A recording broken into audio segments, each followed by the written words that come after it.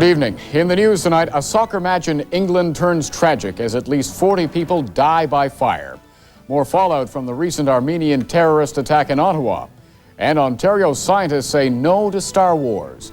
I'll have more on those and other stories shortly. But first, with a brief look at the weather, here's Joy. We're enjoying July-like conditions in May, and it will continue that way all across the province for the next few days. But there will be a chance of rain next week. I'll have more later on, but first with a few sports highlights, here's Jeff. Well, the Blue Jays ride Jesse Barfield's bat to a 4-2 win over Seattle. The Tigers lose to Chicago. Baltimore plays tonight.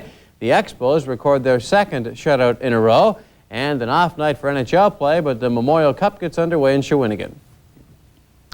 Reports from England say that as many as 40 people are feared dead in a tragic fire that swept through a wooden grandstand at a soccer game in Bradford, England today. At least 37 more people were badly burned. Rescuers are now searching through the rubble looking for more bodies. Witnesses say that fire broke out in the rear of the main grandstand. Fanned by a strong breeze, the flames engulfed the wooden football stands in less than 3 minutes' time. And we hope to have more on that story shortly. If Turkey's ambassador to Canada is planning to leave this country, it is definitely news to the Canadian External Affairs Department. We have more on that in this report. The 3 men charged in connection with the attack on the Turkish embassy in Ottawa March the 12th may not have to face the testimony of the Turkish ambassador. The men are charged with the murder of a security guard during their takeover of the embassy. An Ottawa newspaper reports that the ambassador, Koskin Kirk, and his family will use diplomatic immunity to ignore subpoenas. The paper reports Kirk will leave Canada permanently next month before the trial. Turkish embassy officials were not available for comment, and adding to the speculation, on Friday, the Crown Attorney withdrew a charge of attempted murder involving Kirk. The ambassador suffered broken bones as he dove from a rear window as the assailants blew in the front door of the embassy.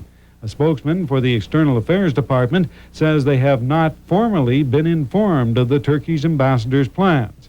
The trial of the 3 accused, who have identified themselves as members of the Armenian Revolutionary Army, will get underway June the 25th. Bill Moffat, CKCO-TV News.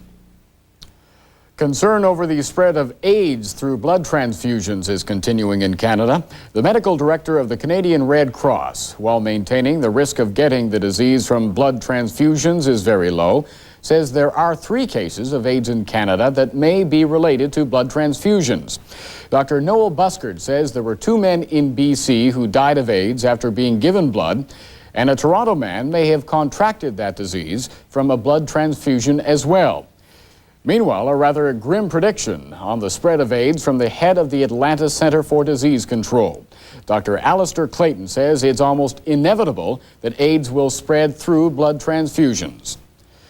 Well, 2 months ago, U.S. President Ronald Reagan invited Canada to participate in the Strategic Defense Initiative, better known as Star Wars. However, some of Ontario's leading scientific researchers are now hoping to shoot down any consideration of Canadian involvement. Star Wars calls for development of powerful space lasers to shoot down enemy warheads, and if Canada gets involved, much of the research will be farmed out to major universities. But at McMaster in Hamilton, a petition asking Brian Mulrooney to reject the American invitation has been signed by the university president, 93 science and engineering professors, and 500 other staffers and postgrad students. Those opponents say Star Wars is a dangerous program that will destabilize an already precarious nuclear balance and lead to military one-upmanship. They admit 600 signatures on a petition delivered to 3,700 people is not an overwhelming response, but I think that by circulating this petition and having discussions, we bring a lot of people to think more seriously about their involvement in this than they otherwise might. So perhaps we would have some effect, even on this campus, even if the invitation is accepted, as you undoubtedly correctly guess is more likely than not. if this country does go along, participation in Star Wars research will be left up to individual scientists, and it could be difficult for academics to know what available work is or is not for use in the controversial program. Still, the professors here have made their point, and their academic opposition may be contagious. In Hamilton, Rick Gamble, CKCO-TV News. And we have a late satellite report on that soccer fire in England, and we warn you that some of this footage is very graphic. And we'll keep you updated on further details of that story as they develop.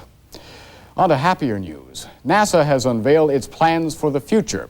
The space station program is seen as a follow-up to the highly successful Space Shuttle series. 2, 1, 0. SRB ignition, and Challenger in Space Lab 3 is airborne and has cleared the tower. After a shaky start, the Space Shuttle program is finally off the mark, headed towards NASA's goal of 24 launches a year by the end of the decade. And while the shuttle program builds up momentum, McDonnell Douglas and Rockwell are busy designing a space station, NASA's next big space program. This is a 100 scale model. The actual space station will be nearly 400 feet in length, approximately 300 feet across, and about 50 feet deep. It would be built in pieces, hauled into orbit by the Space Shuttle fleet, and put together in space, using techniques now being learned by shuttle astronauts. We can start off with maybe 1 or 2 habitability modules, a laboratory module or 2, and a logistics module. But then as time progresses in through the 1990s, and as the activity increases, we would probably add somewhere like another 6 to 12 more modules to the space station. The space station would serve as a military base, a service station to repair broken satellites, a launch platform for new ones, a factory to manufacture materials which cannot be made in gravity, and a jumping-off point for deep space exploration. The goal now is to send a full-size space station like this one into low Earth orbit by 1993. Gene Gleason for ABC News. The Federal Conservative Party has been under fire lately for what the opposition is calling more patronage appointments. Today, Secretary of State Walter McLean defended his choice of a new citizenship judge. McLean ended the term of the previous judge, who happened to be a liberal. Lorna Van Mossel was recently appointed Citizenship Court Judge in Waterloo by the city's MP Walter McLean. Her duties will include interviewing immigrants to see if they meet the requirements of the Citizenship Act. McLean ran into criticism when he ended the term of Sheila Copps' mother, a liberal-appointed judge. The federal Tories are increasingly coming under fire for their favoritism in hiring. However, McLean says this is not a patronage appointment, and people made too much of the liberal judge's dismissal. One can make a lot of political footballs out of these things, and that was a tempest in a teapot at that particular period in time. Citizenship judges, the important thing is that they have some recognition in the community. They've served the community in a variety of ways. Van Mossel has had extensive experience placing refugees in Canada. In addition to the official oath of office ceremonies for Van Mossel, 25 people took the oath of allegiance. They became Canadian citizens and were congratulated by local dignitaries. In Waterloo, Paul Moser, CKCO-TV News.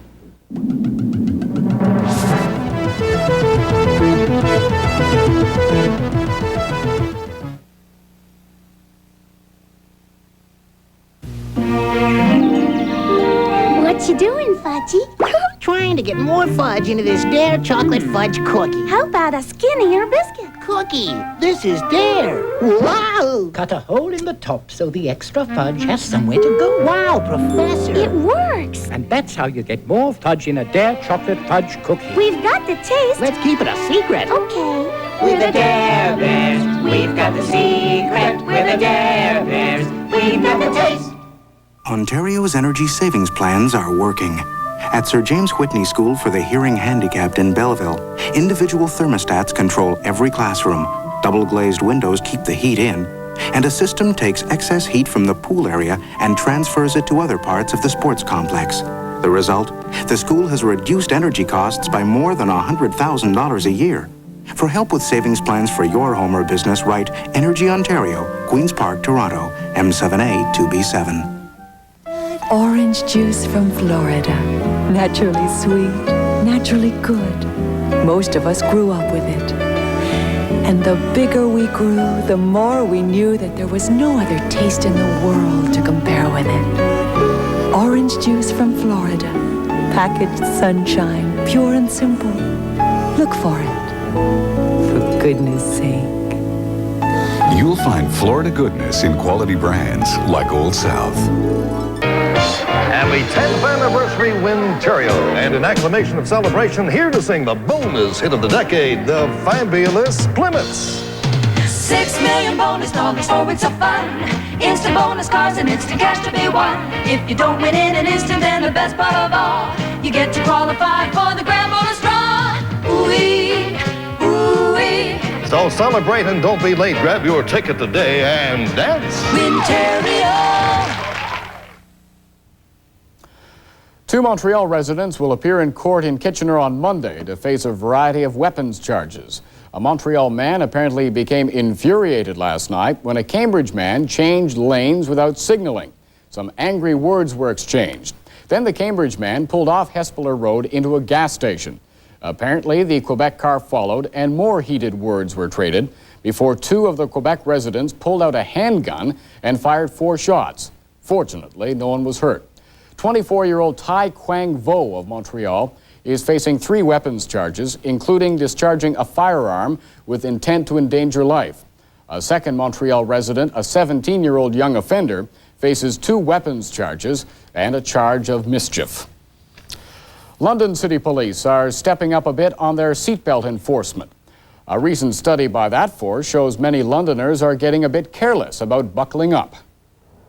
Through the first 4 months of 1985, police in London found accidents up just marginally below 2%. However, injuries reported are up 19% over the same period last year, which leaves city police with just one conclusion. The injuries are up significantly over the same period last year, and we've done some preliminary surveys and find that the rate of compliance of the seatbelt laws is not as high as we would like it to be, so therefore we've given a high priority on seatbelt enforcement for the next few days to try and bring the compliance up to a standard and to reduce the injuries.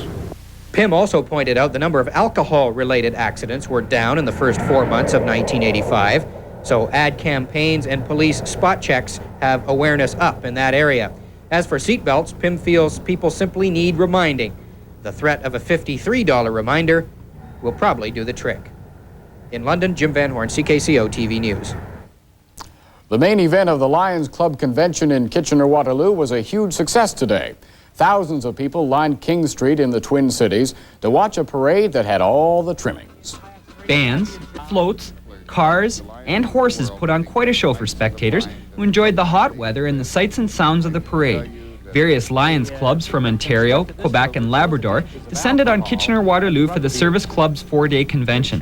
About 5,000 Lions members are taking part in educational and social activities, with the parade as the highlight. Some of the floats were very imaginative, and of course the bands provided foot-tapping marching music. People of all ages enjoyed the spectacle, but some were too shy to talk about it. Like those Mennonite guys. Yeah, the Mennonites. And the cars. Really nice. What do you like about today's parade? Everything. I like every Lions parade since being a Lion. What do you enjoy most about it so far? Well, the diversity of the people and the way they dress, I guess. No. For those who missed the parade or want to see themselves on television, CKCO-TV will broadcast the event Sunday afternoon at 3 o'clock. In Kitchener, Paul Moser, CKCO-TV News. And motorists in the London area don't have to look very far for big gas savings. Lineups at the pumps were the norm in several villages just east of that city today. London's Wellington Road, just off the 401, is gas station strip. 6 stations, all within a few meters. Competition is fierce. The unlikely combination of ice cream sundaes, towels, and coupons are all used to try and lure motorists to the pumps. But where competition matters most, there's no deal to be had here, with the price per liter close to 50 cents. Just 2 kilometers east of the city limits, however, some consumers were outsmarting the corporations. In Nilestown, for example, gas was 39.5 cents per liter, causing lineups for most of the day. Great for the consumer. You look for this sort of thing, do you? I've got my spies all over the city. Actually, not enough people know in London that over here it's lower. I was surprised because I work in London and they don't even know. Well, it's 11 cents difference on the liter.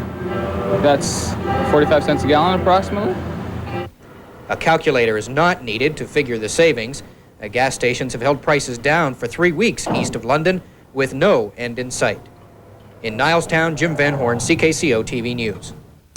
And the weather was perfect today for the 18th annual Fishing Derby, sponsored by the local Kitchener-Waterloo Rotary Clubs and the Kitchener Holiday Inn.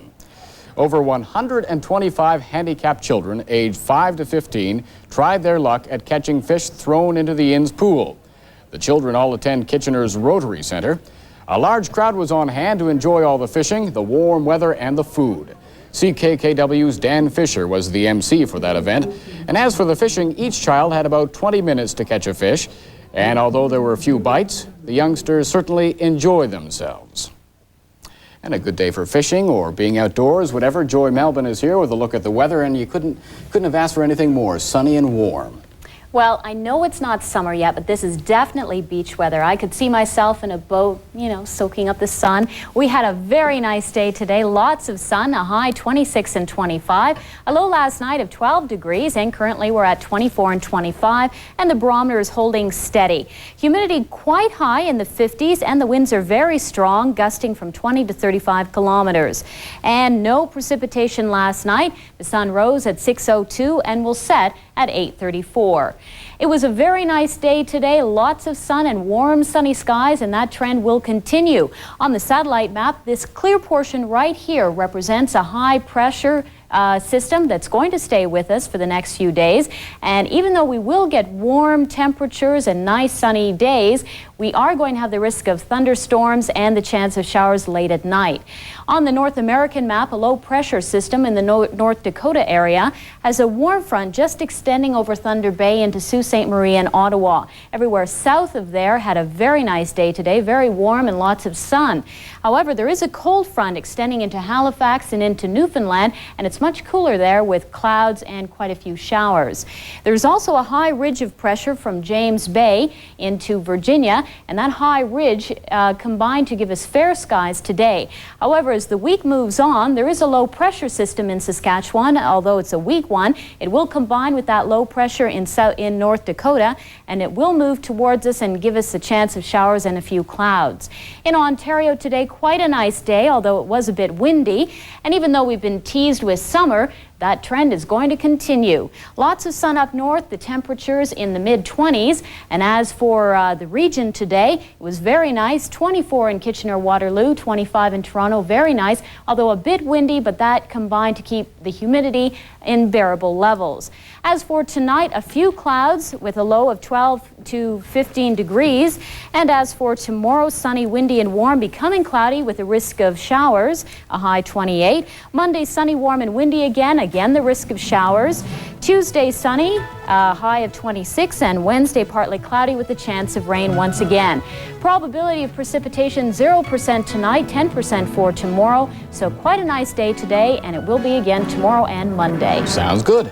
Thank you, Joy. That's our look at news and weather. Our early look at the world of sports is coming your way next.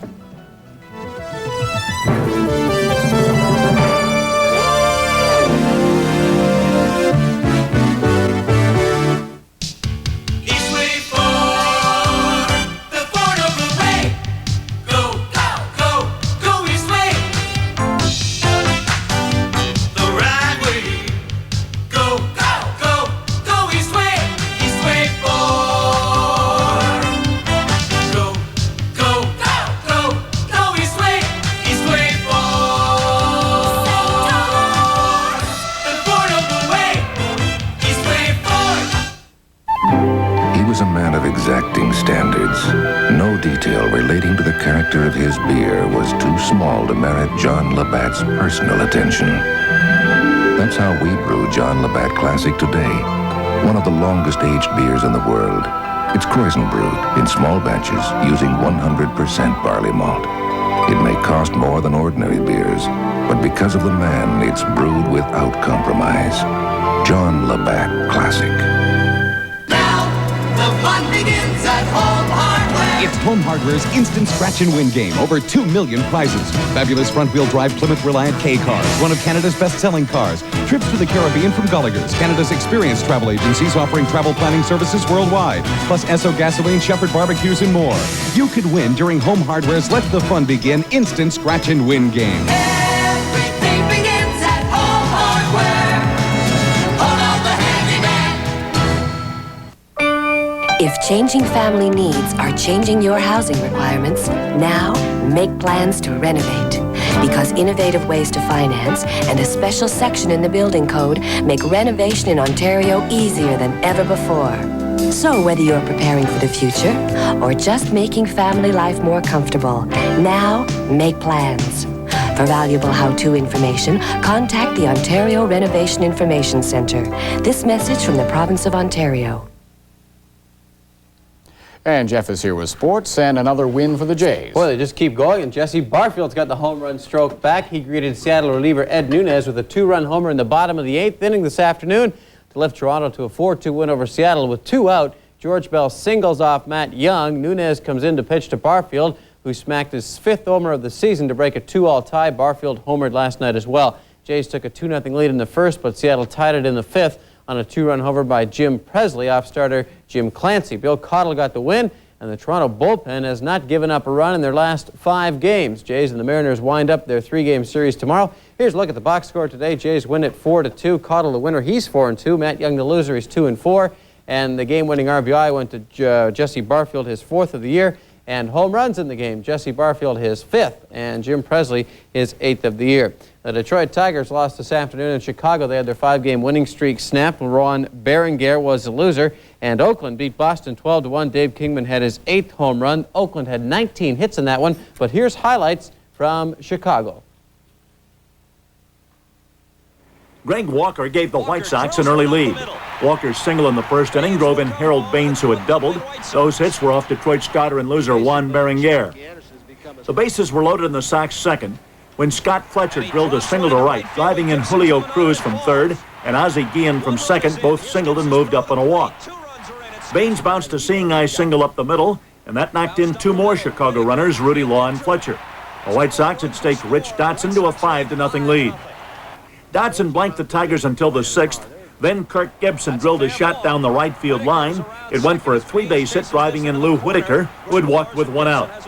After Chicago scored in the 7th, Jerry Hairston's short fly to right was dropped by Gibson, allowing Walker to score. White Sox swept the Tigers 7-4. Dave Martin for CBS News.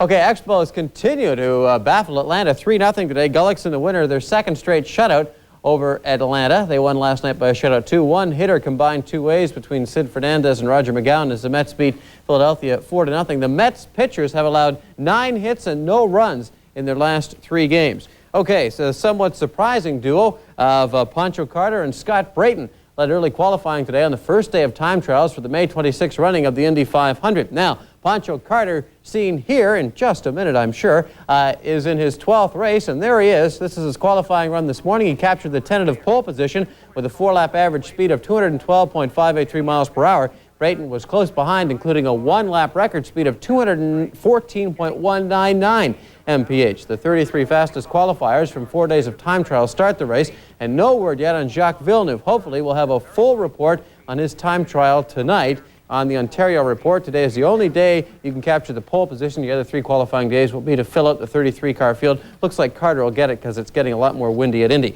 And tonight, a look at defending Indy champ Rick Mears, who has overcome several bad accidents to stay in racing.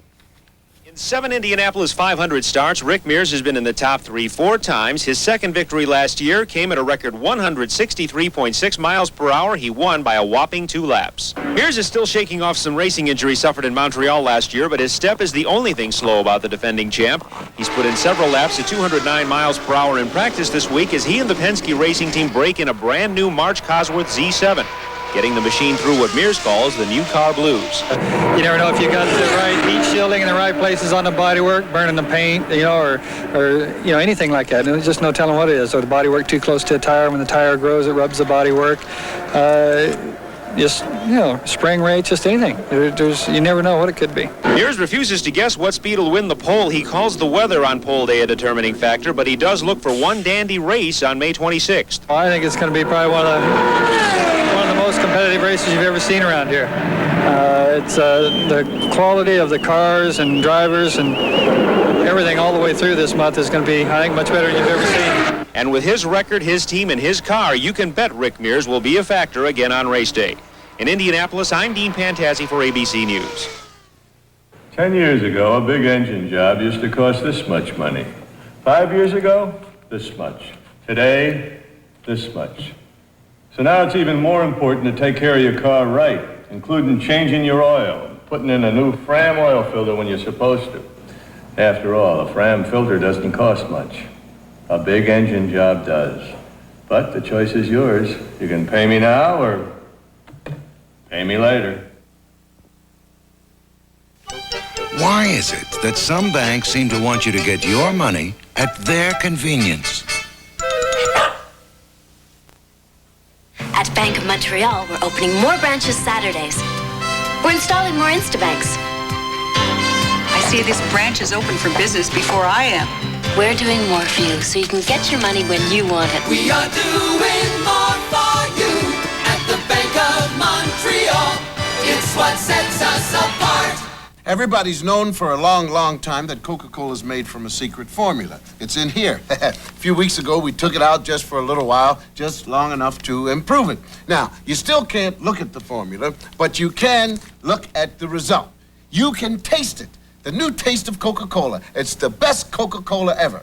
And now, back into the safe for another 100 years.